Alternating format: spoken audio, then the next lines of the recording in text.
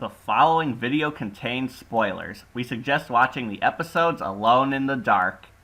Hello, Wolfpack. We're back, and it's time we take a look at a special requested episode of the hit horror series R.L. Stine's The Haunting Hour. Have any of you ever wanted to see an R.L. Stine story that takes place in a haunted hospital controlled by evil ghosts? Then you're probably going to hate I'm Not Martin. But that's okay, because the spooky hospital story was done a lot better on the episode we're tackling today.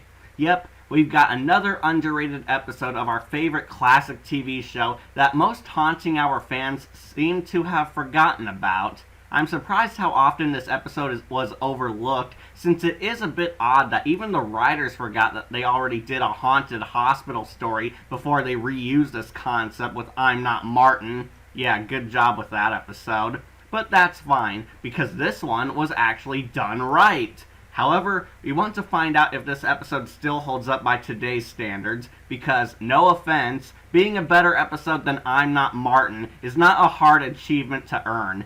So, does this story stand out as a shining light of complex horror for the Haunting Hour, or does it remain in the shadows, forever forgotten? Well, let's stop wasting time and find out. This is my review on the Haunting Hour episode, Lights Out.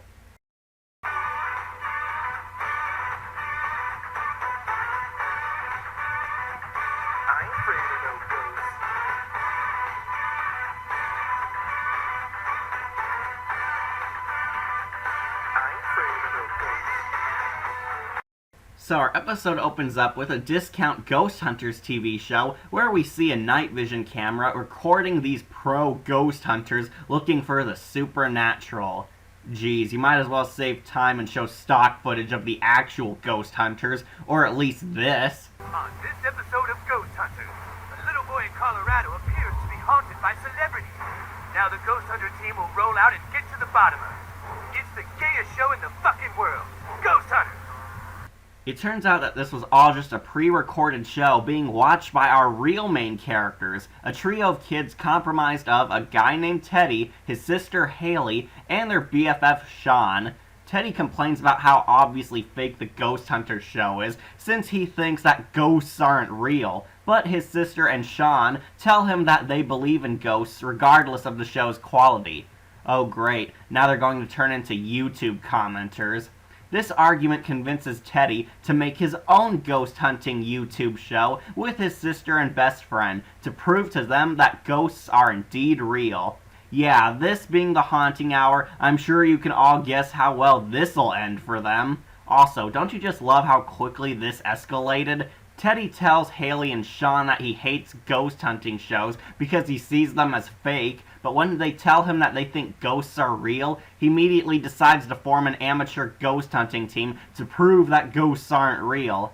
I'm just saying that this plot jump-started really fast, but I am glad the episode isn't meandering around for 5 minutes like some other stories do. So Haley and Sean gather all their recording equipment the next day while Teddy comes in showing off their rip-off Ghostbusters title. That's it. We're suing you for copyright. Well, at least they're still better than the female Ghostbusters. Or worse, the Ghostbusters Junior Division. Ugh, my older viewers will remember that nightmare. So after forming their own Ghostbusters team, the kids go to the obviously fake CGI building meant to represent a haunted mental asylum. Okay, did the production staff really spend money trying to create a fake building instead of, you know, filming at an actual mental hospital? Ordinarily, I wouldn't waste so much time on something like this, but the filmmakers actually reused the CGI asylum building in a few of their shots a lot. They were actually proud of this, everyone. They were proud to show us this weird CGI building when they could have saved so much time and money by just taking clips of the kids standing in front of an actual rundown building. I'm not counting this against the episode at all, since the CGI building only has a few appearances here and there, but it's just so odd that the special effects team wasted time drawing a building instead of filming at a real one. But I digress. So the discount outsiders enter the unsecured building easily, since of course this half-demolished structure is open to the public and has nothing preventing kids or other people from breaking into it. and they start filming around the creepy asylum. Wow, this place was never the same after Batman and the Joker fought in it. While they explore, Teddy tells his friends that the asylum was owned by a creepy doctor named Dr. Sturgis, who scared the patients living inside of the hospital. Unfortunately, a fire burnt down the mental asylum, killing Dr. Sturgis and all the mental patients since they were all stuck inside the building when it went down. But there are rumors going around that the burn victims still wander the dark halls of the institution as ghosts now, which is the main reason why Teddy thinks that it's the perfect place to see if ghosts are real or not. So the next generation of Ghostbusters try to fake their supernatural encounters, where we get a cameo from the Haunted Mask. But Sean and Haley are complaining that this is going nowhere since their effects budget sucks. Oh, look on the bright side, maybe you kids can film an abandoned area video like Phalos does. However, while the kids are complaining, we see something strange in the background. Yeah, it's pretty obvious that the ghosts are real, but the kids won't realize that until it's too late. As the kids continue to go deeper inside the labyrinth of a mental asylum, a stranger watches them from afar. The kids manage to find Dr. Sturgis's creepy office, where they investigate his evil medical tools, experiment profiles, and see a portrait where he even looks creepy in his profile pose. Seriously, if any of you got your own private office, would any of you really use a picture of yourself in this pose to hang on your own wall? Could you imagine what the doctor's dating profile looks like?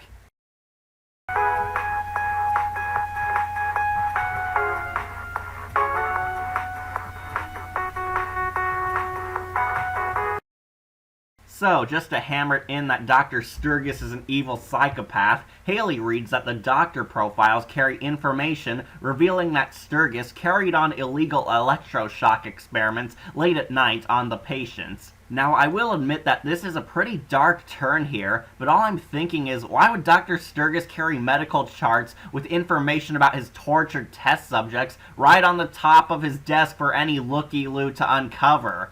For a mad scientist, that's a pretty stupid thing for him to do. In fact, I think the doctor might have started the fire himself by leaving his electroshock machines on, but chose to die in the accident rather than admit that he's an idiot. Again, I digress, since we never know exactly what caused the fire that destroyed the asylum, but I'm sure Dr. Sturgis is at the top of the suspects list.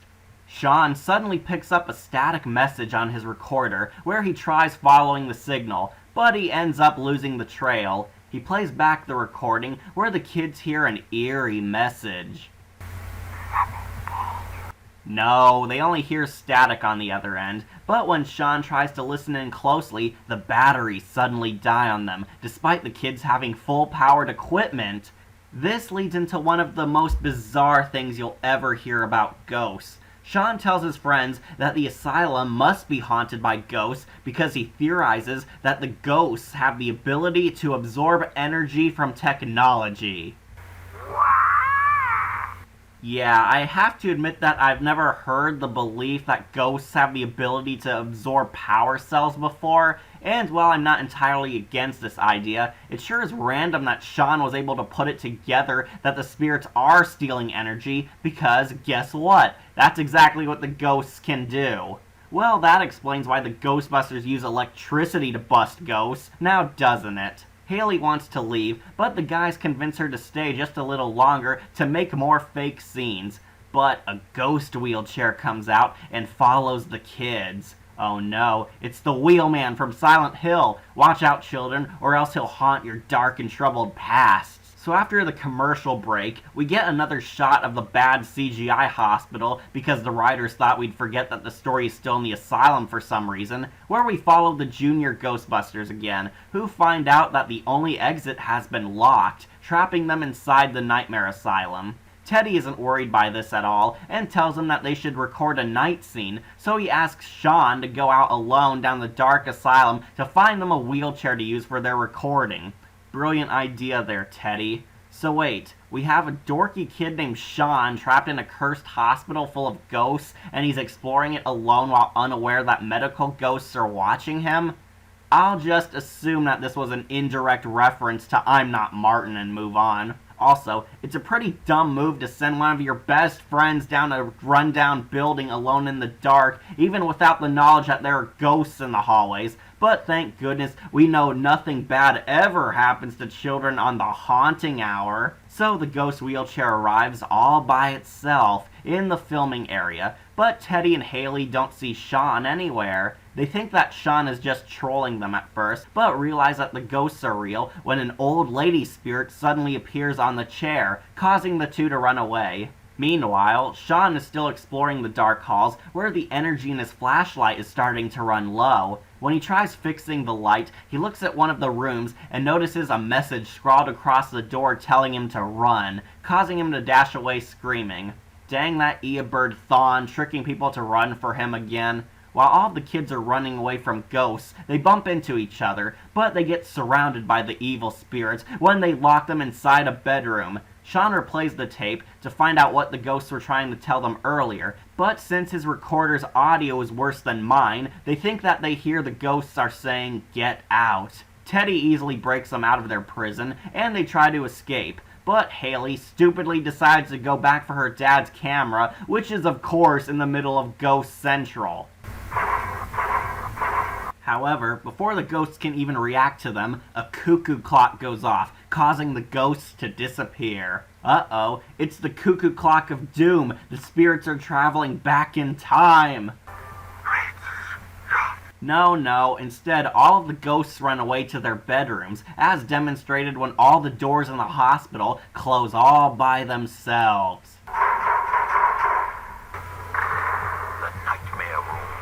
The kids piece it together that the ghosts were not telling them to get out, they were saying lights out, and they were only forcing them into a room to protect them from the ghost of Dr. Sturgis, who still roams the dark hallways, torturing those who violate his rules by performing deadly surgeries on his victims. Yeah, apparently the reason why all the doctor's files had non-approved experiments listed was because he would abduct the patients who went against his lights out rules and use it as an excuse to torture them. Why? Well, honestly, we don't know. They never explained to us why Dr. Sturgis performs insane tests on his patients at all, but we're just supposed to accept that he's totally evil, with no motive or end goal whatsoever.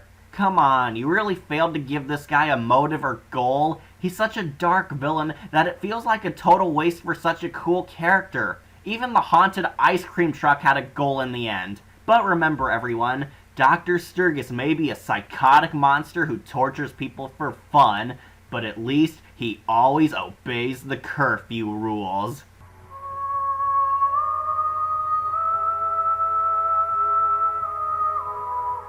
So Dr. Sturgis's ghost comes out in the form of a medical table, strolling down the halls hunting victims to kill. Ha! And you all thought that Wolf was just joking about a serial killer table attacking people back on my Perfect Brother review, but we sure showed you all with our randomness.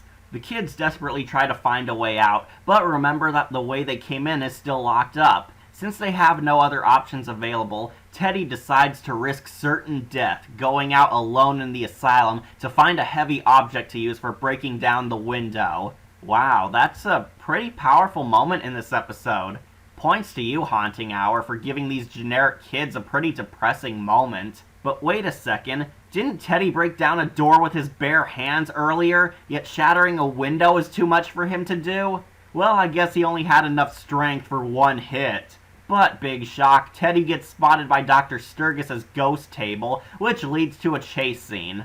Yes, everybody, this is our big climax. A teenage boy being chased by a table. How riveting. To be fair, the show does try to make this chase scene intense, but I think it needs some more dramatic music for the bigger impact.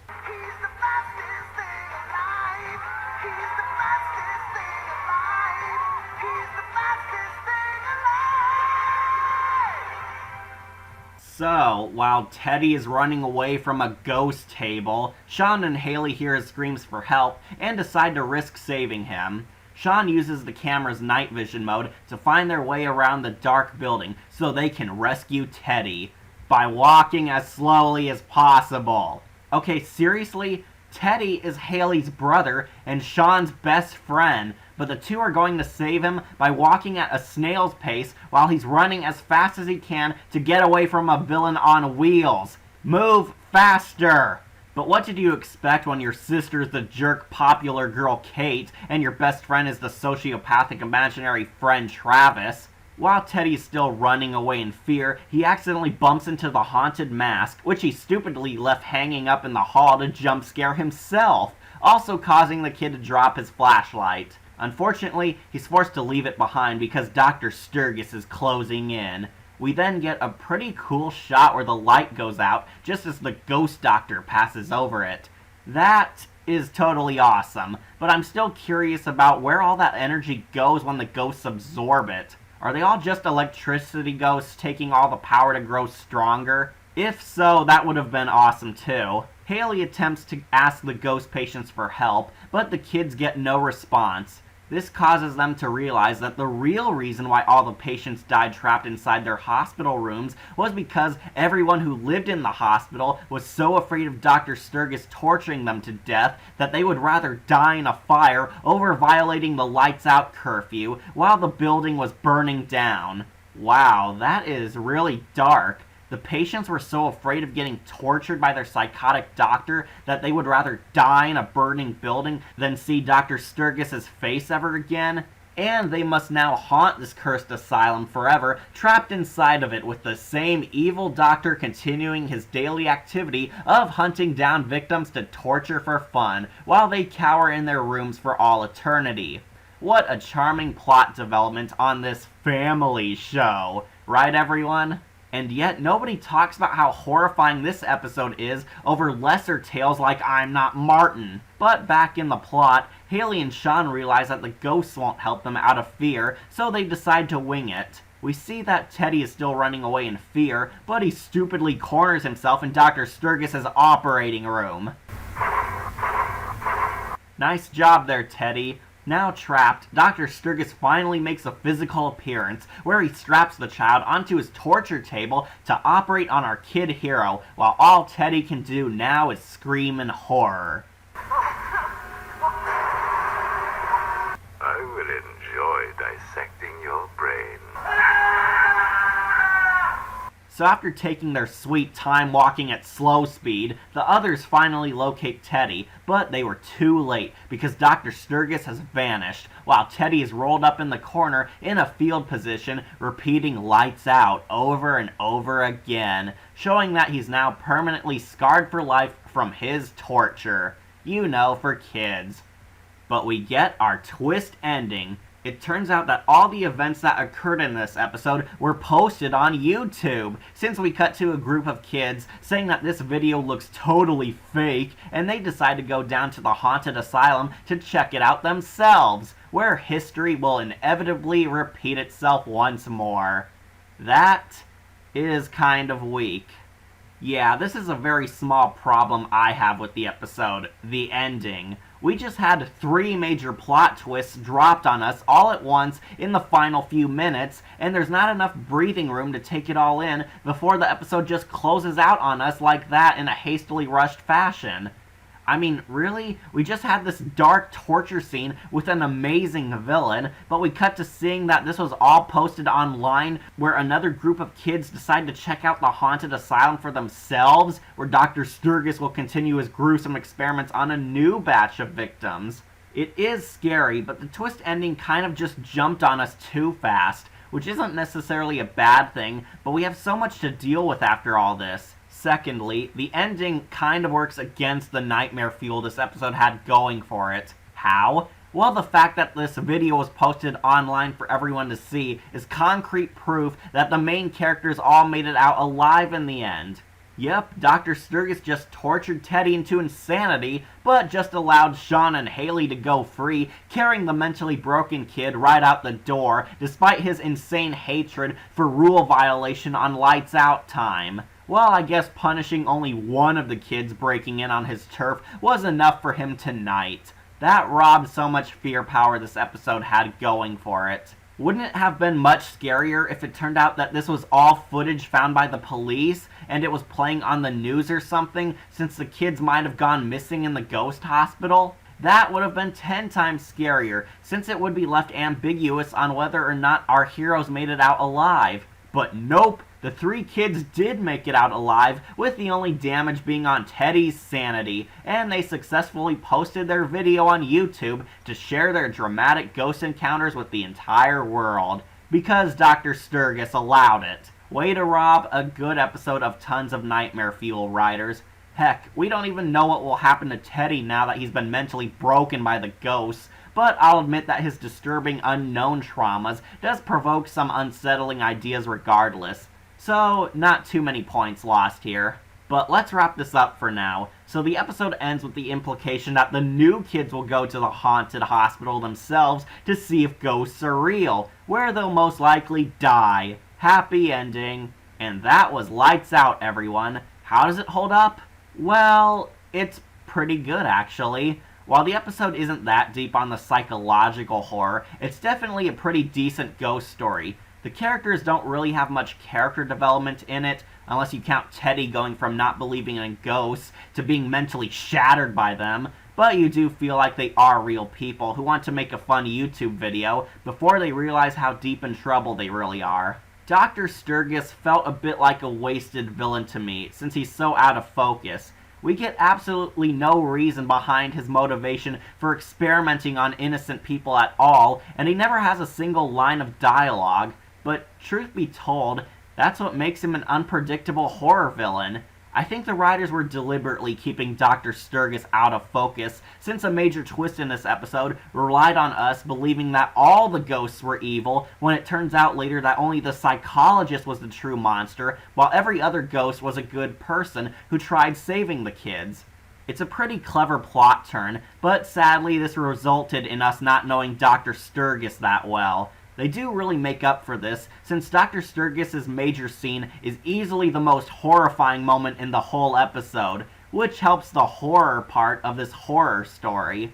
But while the kids were just everyday people having fun, they did have a genuinely scary villain to play off of. Overall, it's a basic ghost story where a likable group of kids must survive the supernatural monsters. Nothing too deep, but it is definitely worth watching.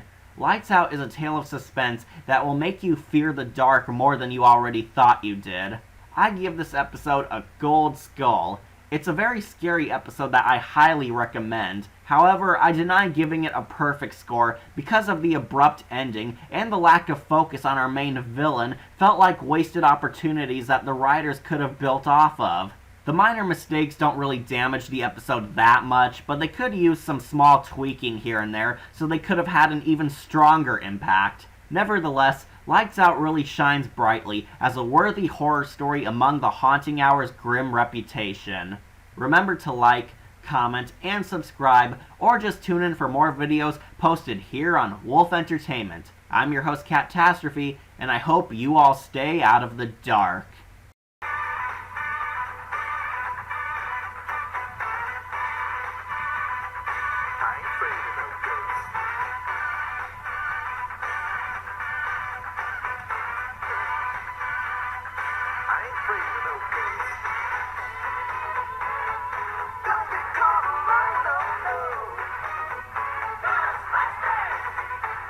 This review sucks. Let's see what else is on. How we do it? How we do it? It's the Uncle Howie Show. We're ready to believe you. I'm getting playing with slime at 4 a.m. It's the gayest show in the fucking world. Ghost Hunters. I'm a nostalgia critic, and Nostalgia Ween is on the way. Well, you're in for a scare.